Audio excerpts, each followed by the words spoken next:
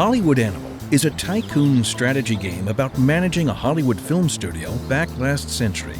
It was important to us that the strategy part of the game was closely intertwined with the historical and cultural realities the player was dealing with.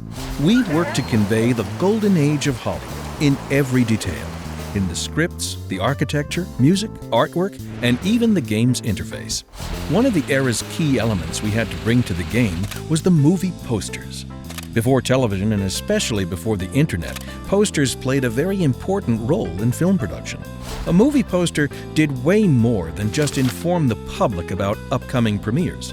They sold the film, bathed them in its atmosphere, while hinting at the plot and the intrigue between the characters. To make their films stand out, studios invited famous artists to create their posters and allowed them great creative freedom. Thanks to masters like Drew Struzan, Richard Amsel, and Bob Peak, movie posters became real art, far beyond just advertising. To achieve the vision we had for Hollywood Animal, each movie had to have its own bright and memorable poster. The first step was to find the right art style. After going through a lot of options, we settled on simple silhouettes and bright contrasting colors.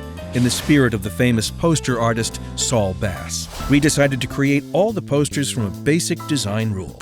The background illustrates the film's setting, and the foreground shows the protagonist or one of the key characters.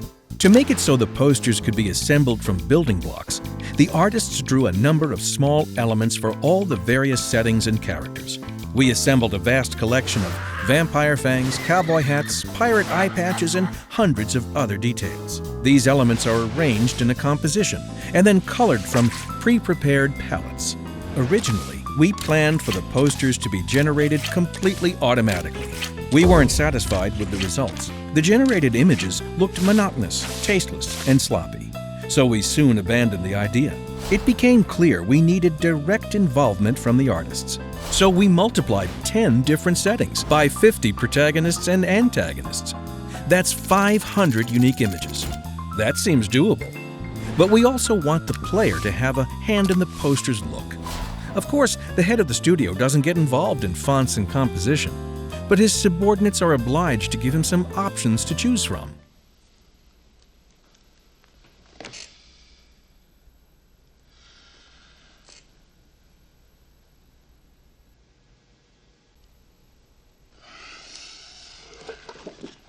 This is where the choice between the three posters came from, and the total number of images tripled to 1,500.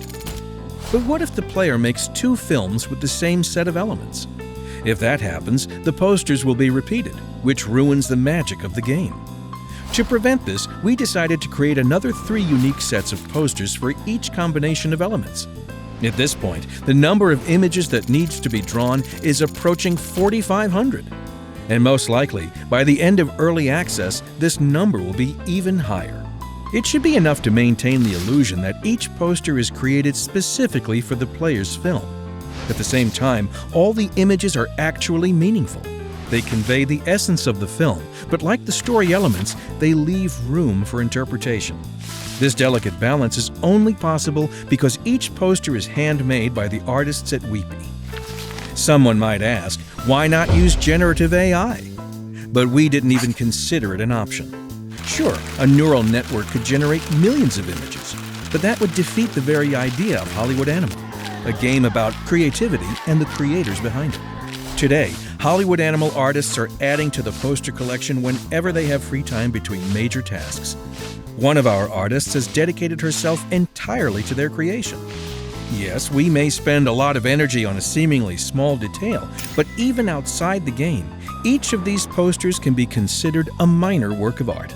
So when you play Hollywood Animal, remember, even the game's most insignificant details show the work of real living people.